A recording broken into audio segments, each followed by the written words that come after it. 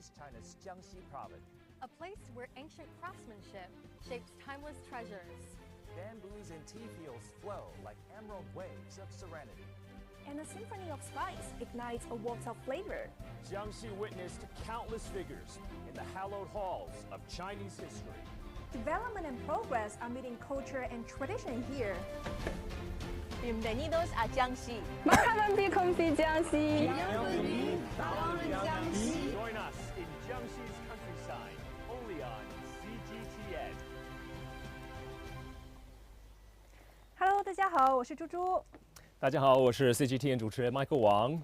很开心，我们今天在江西省的龙南市，是千年客都啊，也是世界的唯物之都。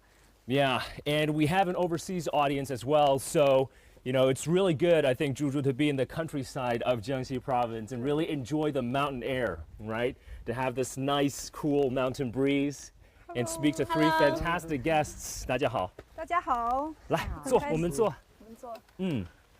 我们大家先开始自我介绍一下吧。从这个徐总开始。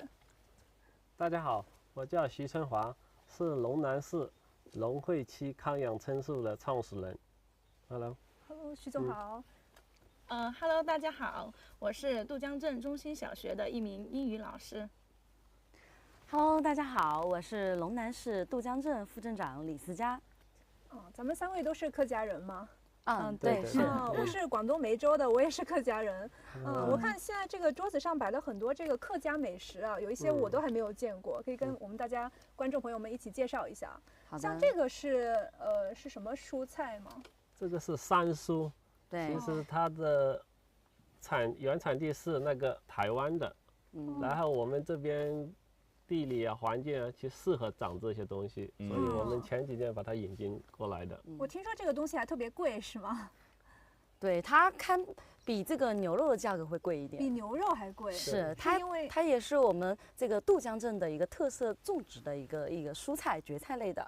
是种植比较难是吗？所以这个特别产量很小，所以特别贵。对，它的产量很小，它是这个每年一亩一年只能产1000斤左右的这个蔬菜，这个所以说它的这个它的价格也会比较高一点，都是在龙南这边产的。对，是。然后这个是特别有名的这个江西的脐橙是吗？对，这就是我们的赣南脐橙。我看你在这趟吃了很多呀。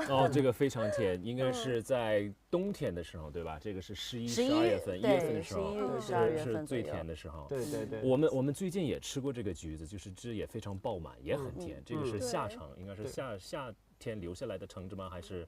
什么？不是，夏季在夏它比冬季的要小是吗？我看有一些是特别大，跟那个柚子差不多大的。对，那个就是我们当地产的，叫脐橙。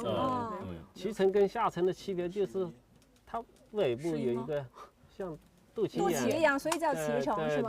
对，特别有意思。真的是我吃过最甜的一种橙子之一，或者橘子之一，这个。South of Jiangxi， 过来江西的一定要尝一尝。对，赣南脐橙还是比较出名的。然后这个是紫薯粉是吗？这叫乌粉。乌粉。对，其实它的也是材料就是芋头跟那个红薯粉制作而成的，都是纯天然的，纯手工的。然后下面这个也是紫薯做的吗？好像很像那个西米露。对，其实外面也叫西米露，其实这个也是用纯生态的那个红薯粉。红薯粉，那看起来不像，它煮完以后在汤里边就有点像那个西米露。对，它现在这个是干的，就做成以后它就发泡。就把它红薯粉的特性就显现出来了，所以这个是放在汤里边一般，对吧？对，一般是做汤直接吃的。这也是放汤里吗？还是可以当炒？也可以炒，一个炒可以煮汤。对，这个就类似米粉的特性。So just like the rice 这个呢？这个是煮啊还是这个炒就青菜，就类似青菜，其实它就跟清炒或者上汤做都可以。然后还有一个很特别的，这个是 I realized a special fruit. What is that? It looks like noodle, but it is actually made from meat. This is what we call a special fish in this place because of the special ecological environment, and then we make this special fish cake. So first we dry it, and then we will make food. So actually that is part of the Hakka culture. For example, for the dumplings, we used to make the dry deep-fried dumplings. It's easy to preserve. And there were several ways to eat this kind of fish cake. It's very delicious. So if you have an opportunity to come here, make sure you have a try of this special delicacy. So actually this one is part of the intangible cultural heritage. And I believe for some of this food, it has associated of special history and stories. Yes, indeed. So for our overseas audience, what I heard over lunch while eating this, first of all, this is very delicious. The concept of filial piety is very important to traditional Chinese culture. And I think the story goes, there was this young man who, because he wants to show filial piety to his mother was already at a certain age, at an old age, and was a little bit difficult in terms of picking out the fish bones. So what he did was he mashed up the fish. So he picked out the bones, and he mashed up the fish meat, so it's easier for his mother to eat. So this is a very special story because it's very easy to get stock of the bone. That's why they have to pick all of these bones in order to feed his mother. Traditional Chinese culture as a whole, right? Traditional Chinese value in terms of filial piety, I think that's big, and that's a product of that, right? Because he didn't want his mother to, you know, choke on a fish bone or pick out the fish bone, so he made it into a paste. Yeah, 很好的一个故事。So Mr. Xu used to stay in the Shilong city, and especially you live in a place where like, several generations stay in the same house. I believe you have a lot of feelings about that. How do you feel when you're staying in that kind of house? So for the Hakka household, actually several generations live together. So for each other, we will look out for each other. Because we are in the rural areas, so we have to help each other. And also we need to fight against for those invaders. So for this kind of houses, it has a special design, just like a fort. So on one hand, you can store your food, and also it could use as a castle. So for all of these houses, they also have this kind of defensive feature. And also when you come back to your hometown, then you renovate some of the dilapidated houses. It looks like a Hakka-featured guest house. So how do you perceive that? So for myself, I actually went out to earn a living since teenager. So I always deeply attached to my hometown. In the past few years, I still feel that my hometown developed very well, and also want to use my experience to develop my hometown. So that's why I come back to build the guest house. So for the guest house I built, it actually maintained the structures of the Hakka style, and also I also added on some new elements into this traditional building. So what kind of buildings and what kind of elements you're adding to the buildings? So for example, for the main structure and the framework remains the same, but we are adding up the top, and also we have built up more windows. So this is more modernized and it's more convenient. Any Hakka features? Again, just a quick reminder for our audience, the Hakka Chinese, which all of you are, the Hakka Chinese are a group of Chinese people that migrated from the north and central parts of China towards the southern part of China as early as 1700 years ago, right? And the resort that we are in right now incorporates actually a lot of Hakka elements into it. So, Mr. Xu, you can tell us more about the features of these Hakka houses.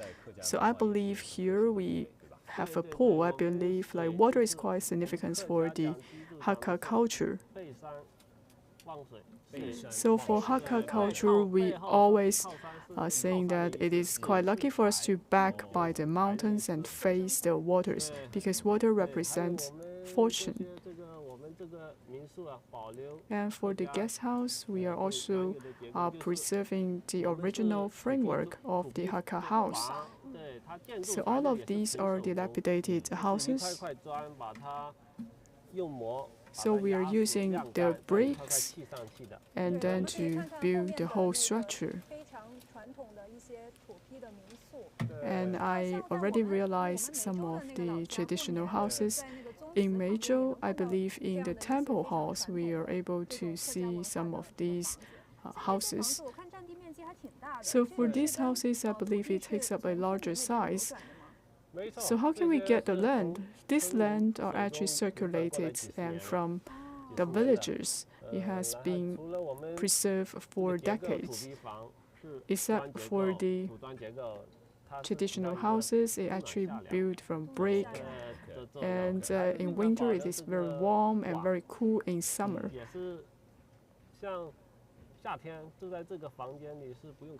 And in summer, actually, you don't have to turn on the air conditioner because it is quite cool. So for the villagers, are they able to get some dividends? So for this village, actually, it is vacant.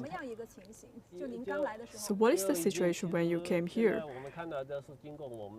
So right now, you could see for the whole village have been renovated. But for this village, before we came here, it is quite dilapidated and there's not much people staying in this place. With the support of the government, we actually inject some of the vitality of these houses. So in the past, actually no one lived here, and we are trying to decorate and renovate these old houses or dilapidated houses, and also we could help them to increase their income. So for some of the vacant land, we are also setting up a mechanism to provide more benefits and dividends to the villages. So on one hand, we increase the income for the villages and also we create more jobs for these villages. So on an annual basis, what amount can they get? So I believe for each one of them, they can receive over tens of thousands. So yesterday, we are actually visiting the Huangjiawan. I think it is quite similar to this model. So for Mr. Xi's experience is quite successful. I would like to learn from Mr. Xi's experience. And I actually also work in the Dujiang Township, Huanghuawan village. So in that place, it is also quite unique. It is very close to the county, with less than 5 kilometers away. And also it is 500 meters away from the highway, so it has a very good geological condition. And that place is very close to the Bay Area. So before we build the road for that village, is also very quite remote before we open the highway. So in that village, the environment is very poor. And also for that place, no one taken care of that, and it is very difficult for you to find a paved way. So, but we are able to build a village in that place. For example,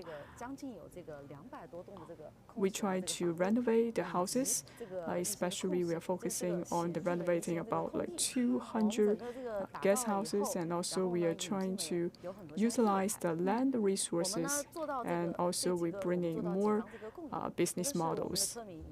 We work with the villages, they can receive some dividends. And on the other hand, we are also bringing more income to the collectives in the rural areas. And also for the villagers, they're able to get a job just at their doorstep. So, for example, we are bringing in the catering services and the guest house services, and also we are introducing some of the workshop in the village. And for all of these business formats, they need labor forces.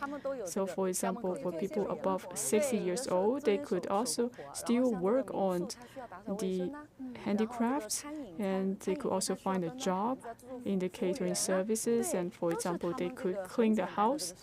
So this is quite basic needs. And so for some of the elderly people, they are able to get a job in the village. So for young people, they could actually step out of the village and find a job. But for the elderly people, they still need job opportunities. So first, when they are selling or offering the land to you, so I believe some of these villages, they may be a little bit of concerned. So can you tell us more about that? So it is quite tough, and we do have a lot of challenges. So at the beginning, we actually organize a meeting to work with the villagers and the officials. So in that place, they have 7 selection halls and the temples.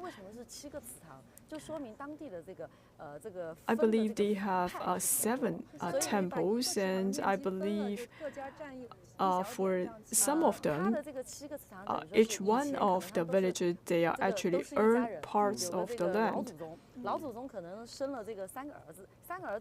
So that said, there were several generations living in the same areas.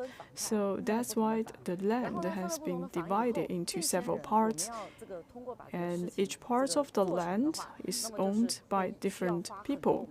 So it takes a lot of energy and time for us to get the land from the villagers.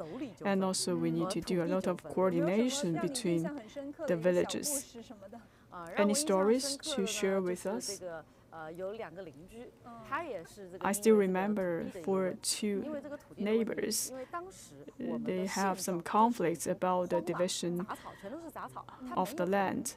For some of the land, they are already vacant and out of use. And there were elderly people who need to manage the land, but you're not able to find what we call a border of the land. And also for these 2 neighbors, they're not getting along with each other because they're not getting along because it's very difficult for us to divide the land. So for the local villages, even though they're quite good in nature, but still, from time to time, they may have some conflicts with each other. And we work with them, and also we have a lot of consultation with them. For example, we went to their houses and have meals with them. We pay at least like 10 times of visits to these villagers, and also we tell them the benefits they can get after we renovate the houses and utilize the land resources. So when we talk to them, and they tend to believe some of the things we have been talking about. And all in all the people would like to have a better future for the village. In the end, they would like to provide the land to us so we are able to utilize all of these land resources. So still, we are quite grateful about the support that have been given by the Huanghua villages.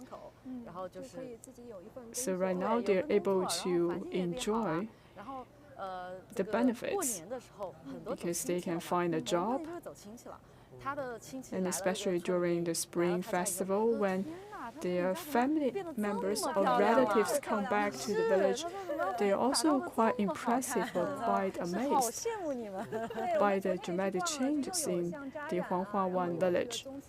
Yes, indeed, last time when we visited here, we are seeing a lot of like new 对， formats 我们有一个 in 入 the 驻了有 village, 一家企 and 业， also 是 we 我 are 们 able 这 to 个 see 江西 some 省 of 农 the 业公司下的一个 enterprises. 国有平台，它是专门做这个 Yes, indeed. And for one of the 它是一 SOE 个 company has already based 像 in 我 this 们这个 village, 整个江西省的这个 specializing in the 地标志 agricultural 的一个分布 products.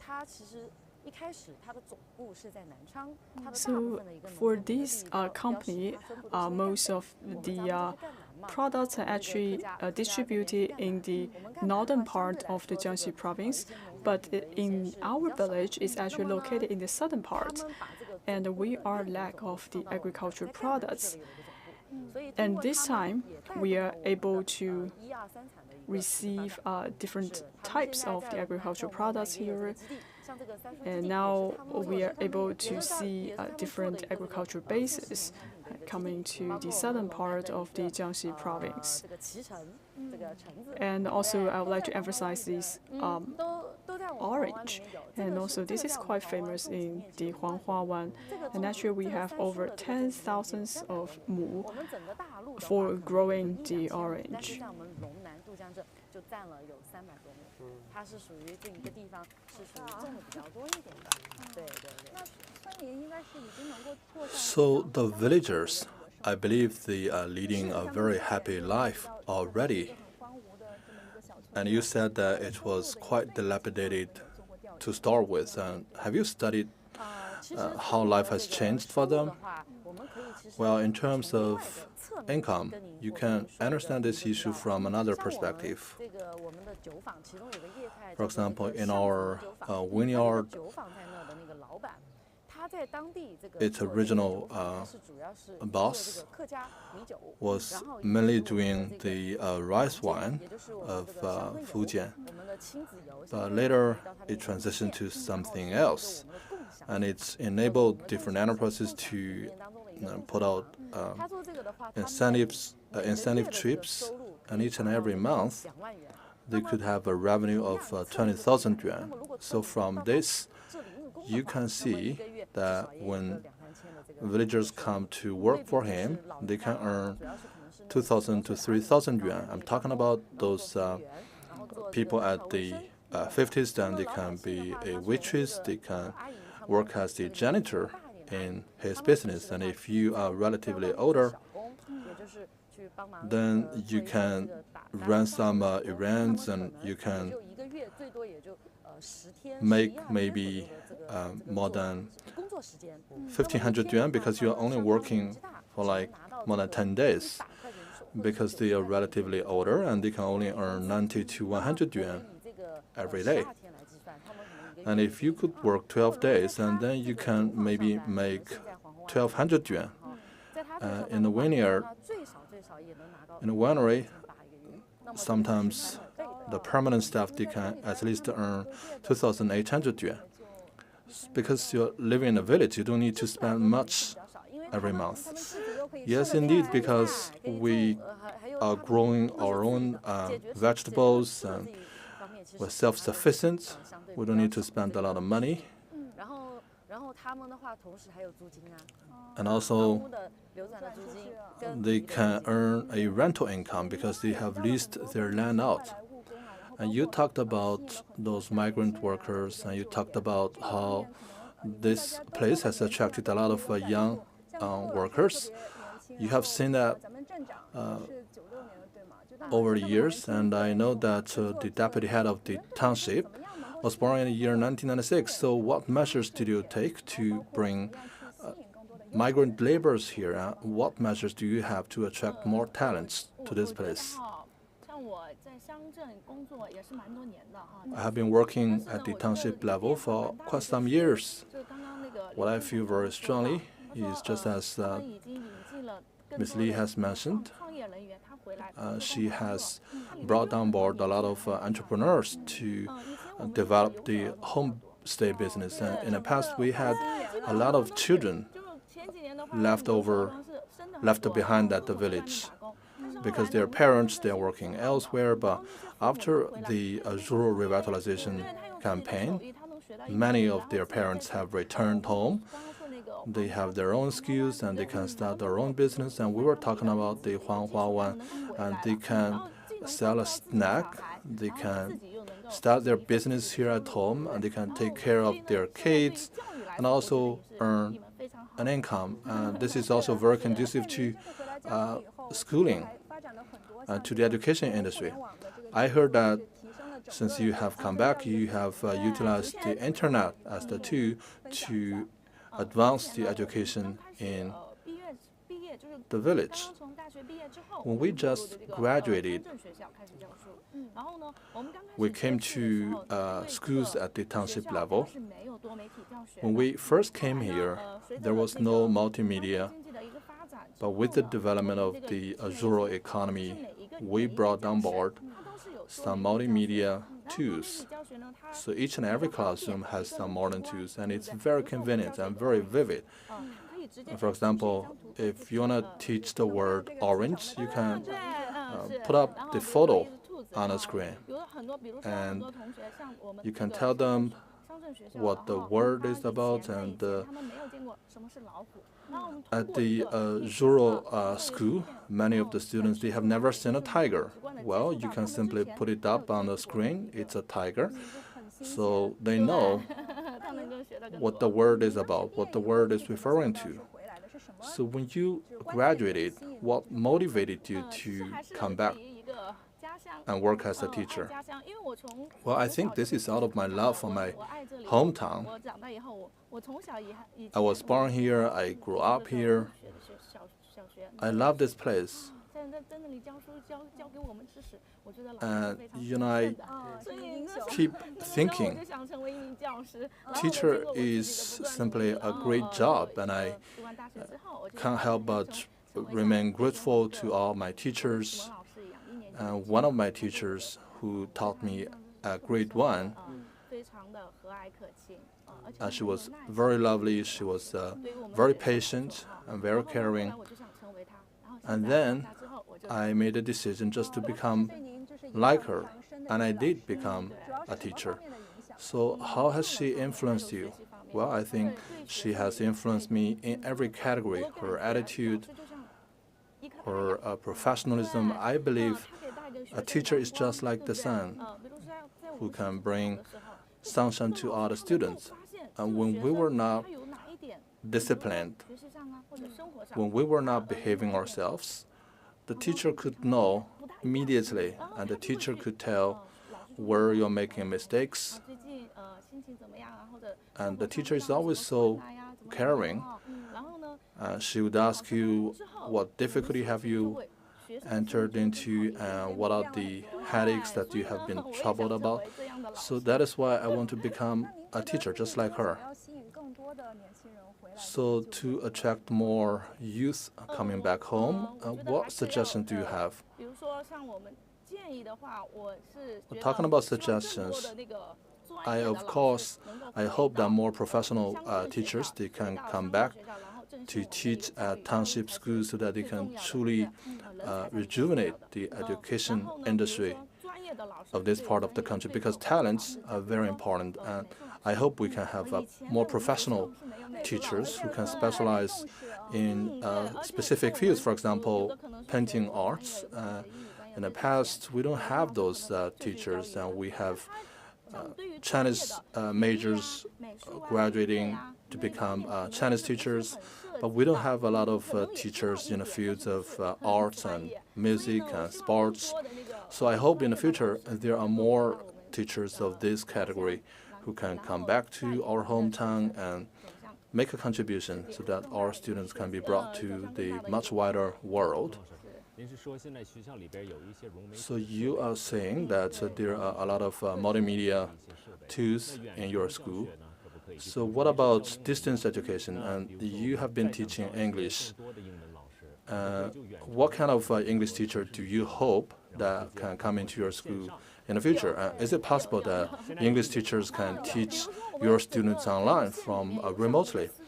Yes, we already have that, and in our county, we actually have a subject that is about political science, and the teacher is actually sitting in one studio, and all the students, they are sitting in their classrooms, and they are sitting maybe in their homes, and all the students, all the students in one county, we can have this one class all together at the same time. So you are an English teacher. Have you invited some foreigner teachers to your classroom? Currently not. We hope this will become the reality in the future. So is multimedia a commonplace already at township schools? Yes, it is. What about the villages? What about the schools in nearby villages? Well, it is omnipresent. It's very common already. It's not like when we were a kid, all we had was a blackboard and chalks. But right now we have multimedia for Chinese, English, mathematics, and nature. And you just need to click in, and all the students can learn the courses together on multimedia. So what about extracurricular activities? And yesterday in Huangjiawan, I saw that they had one workshop site there. So this, I believe, is a place for the students to appreciate the local culture. Yes, it is, because the Huanghua one was the education base designated by Longnan City. And that was a workshop for students to understand the Fujian local culture.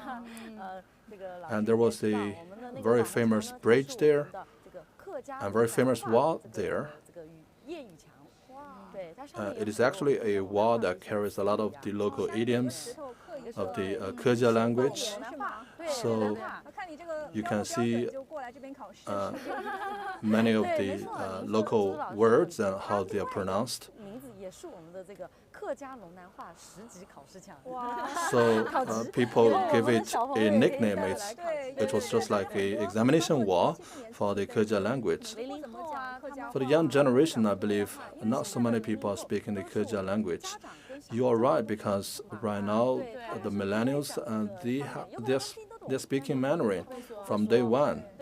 Sometimes they could understand the Kejia language, but they don't know how to write it.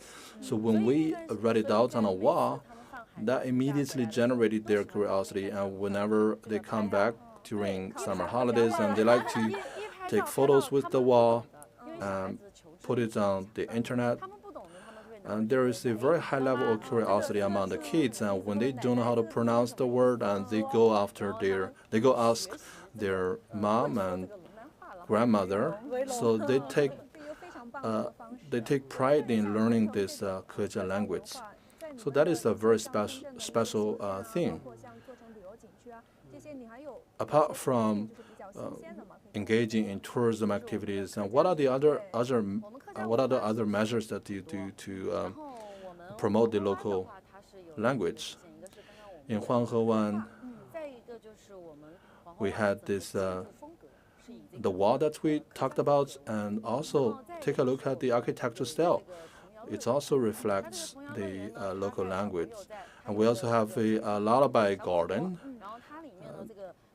If you enter this garden, you can hear the lullabies in Kejia language, and all the tools, they are made of bamboos, and it's quite different from Lego, which is totally using plastics.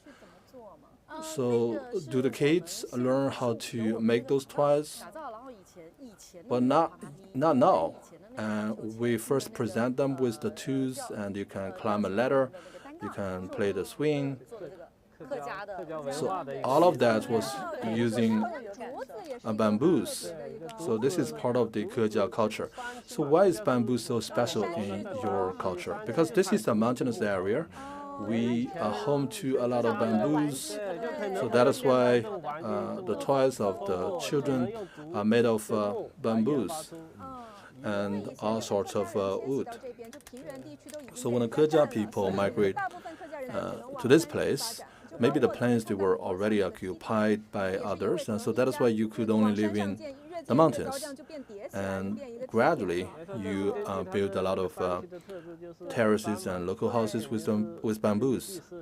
Yes, it is, because this is the mountainous area. We have to build our cottages and houses according to the landscape.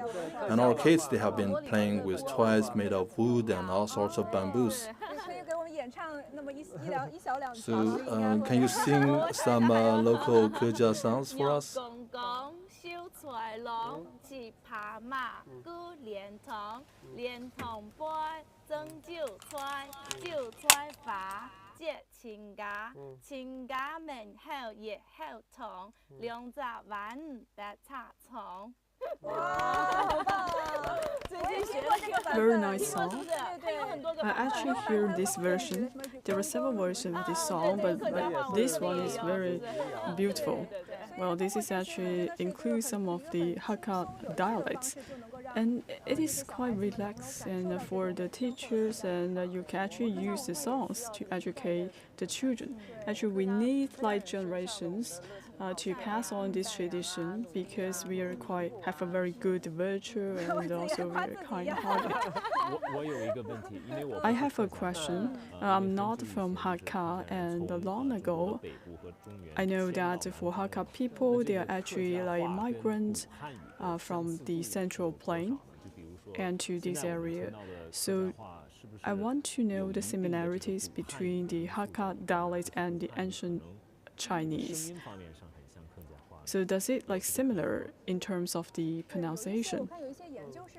Yes, according to some of the research, yes, because we have some, when we are analyzing the tones of the Hakka language, and we think it is quite like similar to the ancient Chinese. Do you have any idea about the pronunciation of the Hakka dialect? We haven't done any special research, but we do read some of the research talking about this correlation. Because if you are using Cantonese or the Hakka language to read the ancient Chinese, it is quite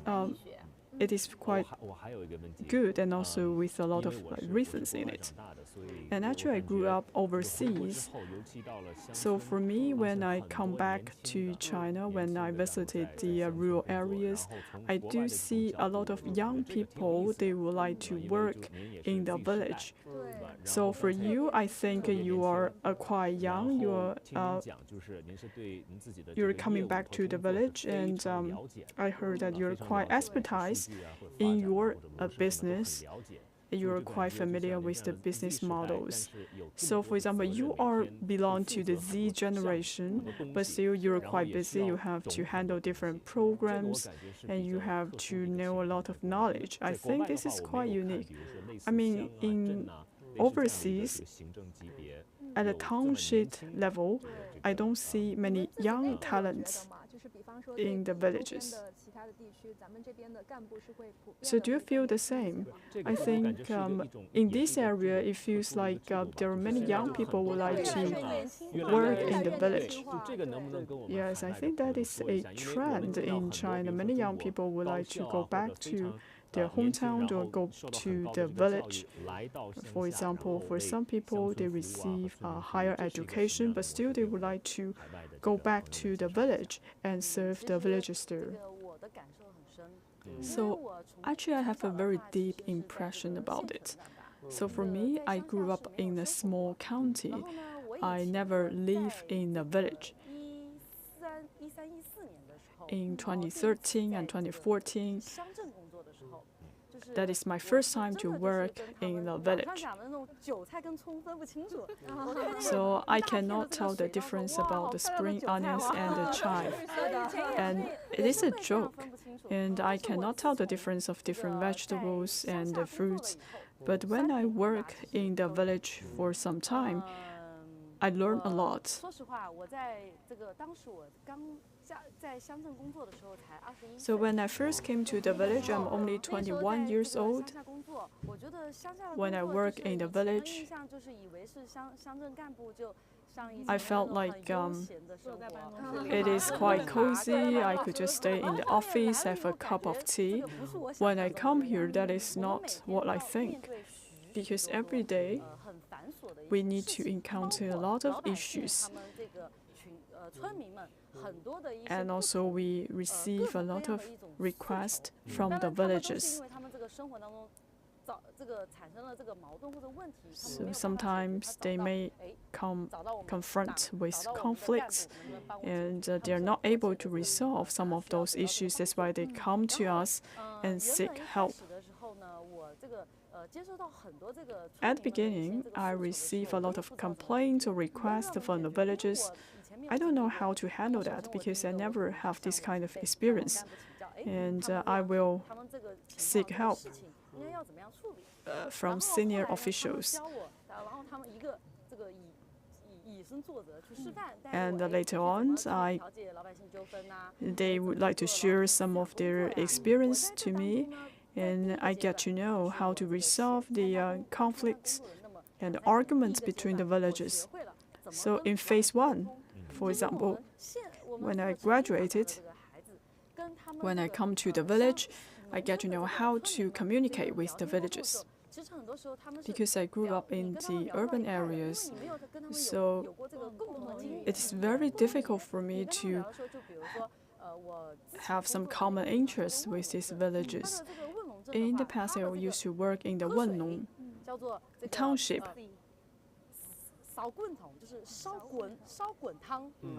They have different dialects to drink water, because it sounds like they would like to treat me with a bowl of soup when I came to visit their house. When they're saying drinking soup, it actually means drinking water. I think this is also part of the tradition of the Hakka culture. So this is part of the traditions, no matter why you came to our house, but we are treating you as a guest. So gradually, I start to communicate with the villagers. I try to learn how to communicate with them, and I try to pick up some of the local dialects, and then I'm able to pass down some of the spirits from the party to the villagers. And then later on, I work on the poverty alleviation work. And there is a position called the first secretary of the poverty alleviation. Actually, I served this position for 3 years. And during these 3 years, I get to know some of the families with impoverished households, impoverished population. For example, we have some elderly people, they are living alone, and their kids are actually working outside. And for these elderly people, their lack of education, and they don't have much way to earn a living. And for some people, they stay at home and they don't know how to find a job, and they don't have this kind of concept to find a job. And for some of these people, they could only work in the labor forces, and they're getting a very low income. So I try to help them, and during my conversation with this group of people, and for some impoverished households, for some of them, they do need help. They need some guidance. I still remember for one couple, they have 2 kids. For this couple, the wife is a little bit mentally disabled, and for the man, also a little bit disabled in eyes. And for this couple, they have 2 kids. Because of the feudalism, and for the parents, they think for girls, they don't need to receive a lot of education. So for the girl, they could come out to find a job. And for another kid, after primary school and middle school, and he's not well educated, and he's not willing to proceed his study in high school. And then I reached down to one of the technical school, because I studied in Ganzhou. Then I would like to utilize my own resources and try to bring the kid to that technical school.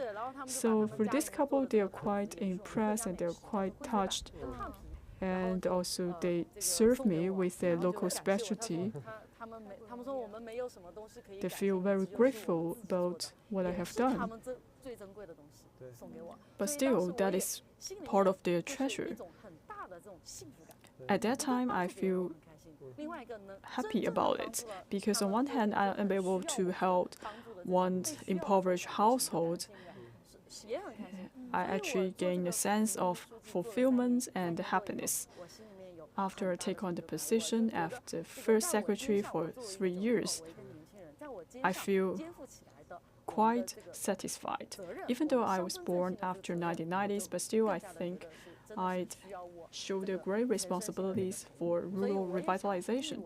I have to devote myself into this endeavor.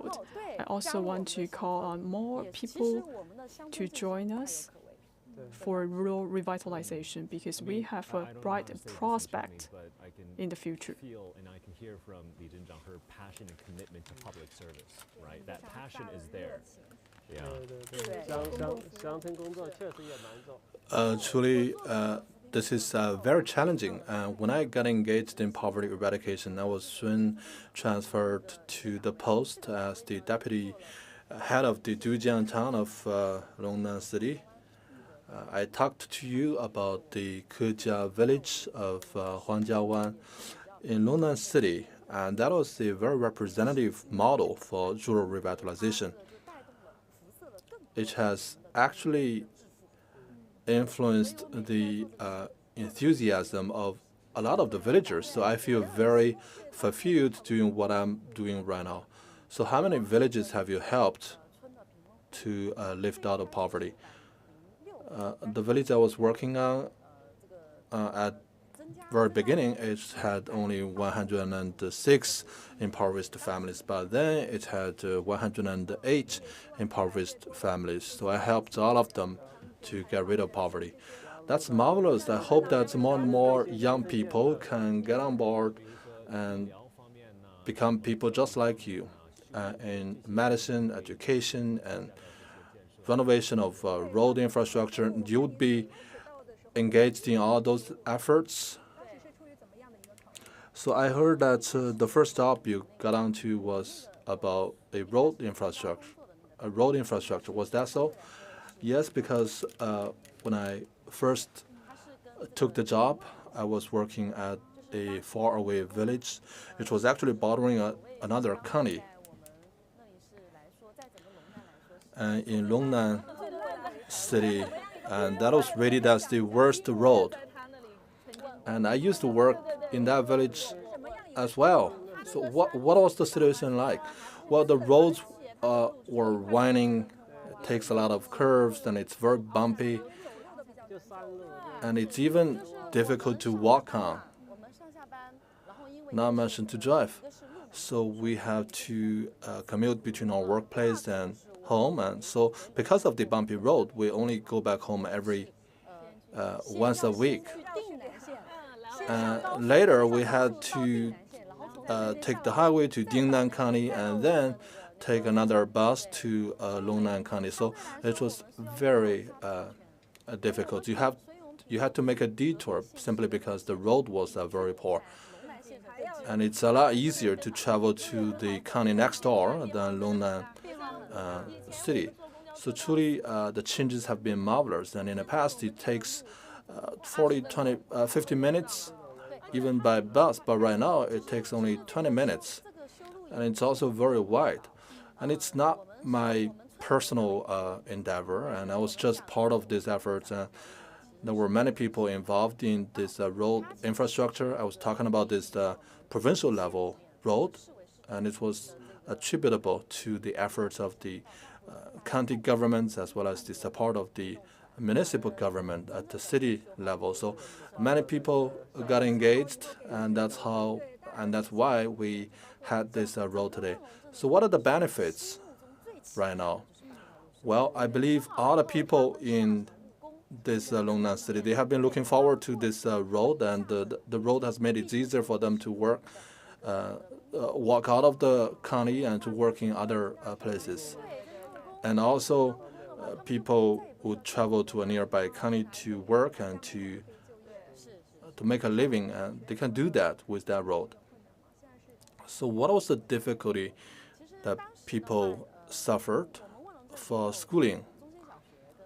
And we had this central primary school, and we also had the middle school in our county. And because of this road, it has become a lot easier for those parents to send their kids to school.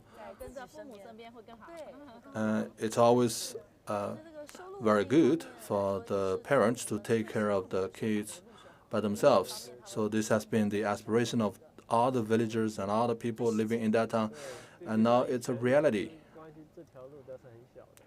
In the past, this road right in front of us was very narrow. Because of the road expansion, we had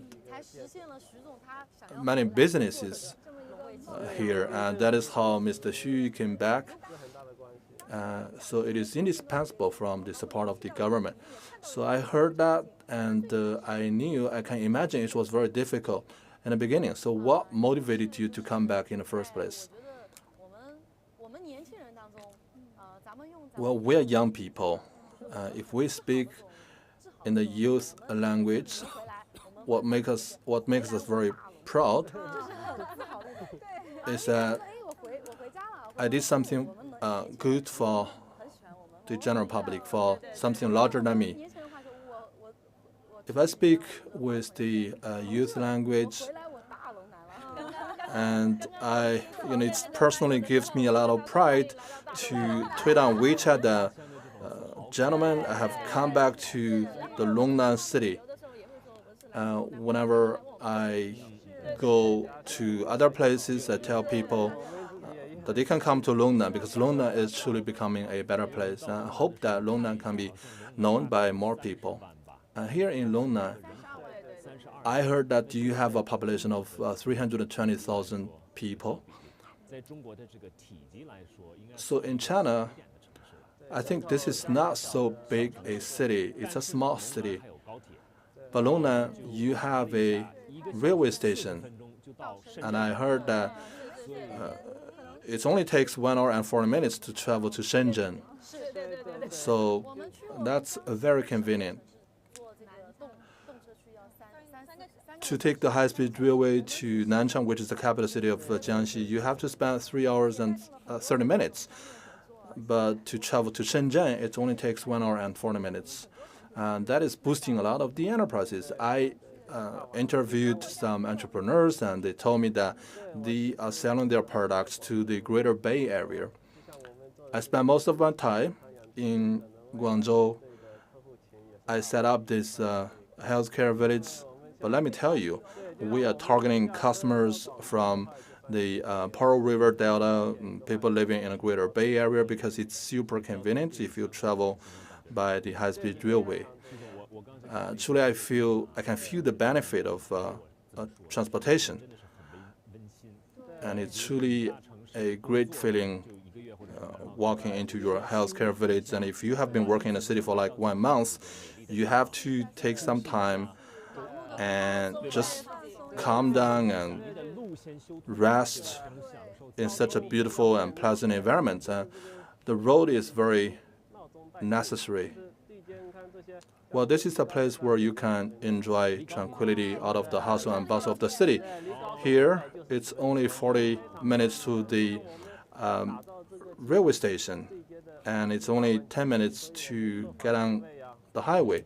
So we are very ideally located. And take a look at our homestay rooms, and they're just like 5-star hotels. And we also have swimming pools here in this healthcare village. And this is the lifestyle of the urban dwellers.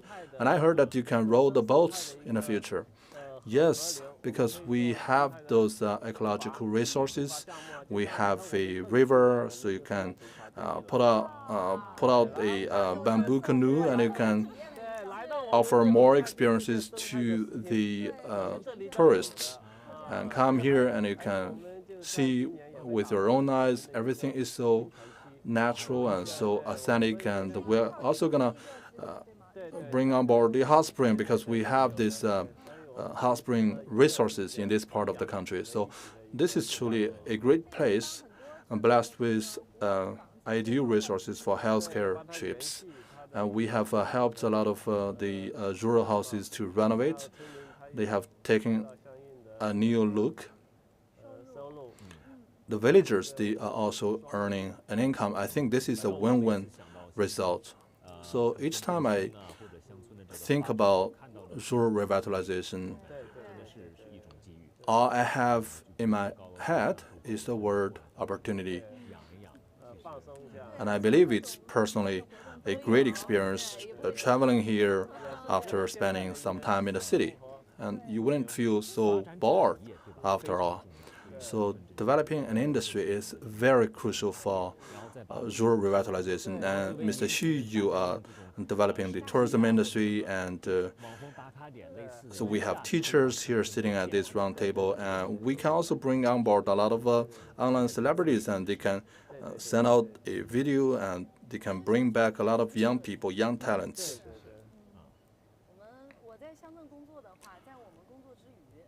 So out of my work,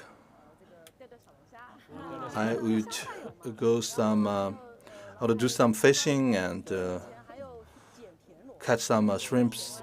In the past, I used to pick up those seafood in the wild. That was not something I experienced in the past. So this is a lot better than spending all the time in front of your cell phone screen. In the past, it was just cropland, but right now we have renovated the land, and you can experience farming work right here in front of us. Farming experience is just one new format of tourism, and all the vegetables and fruits that we eat, they are a result of our own farm work.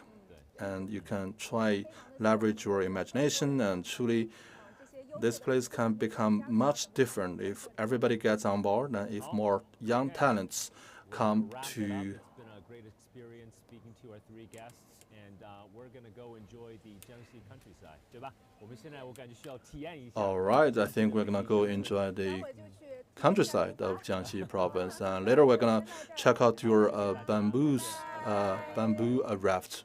All right, this is all for today. Bye.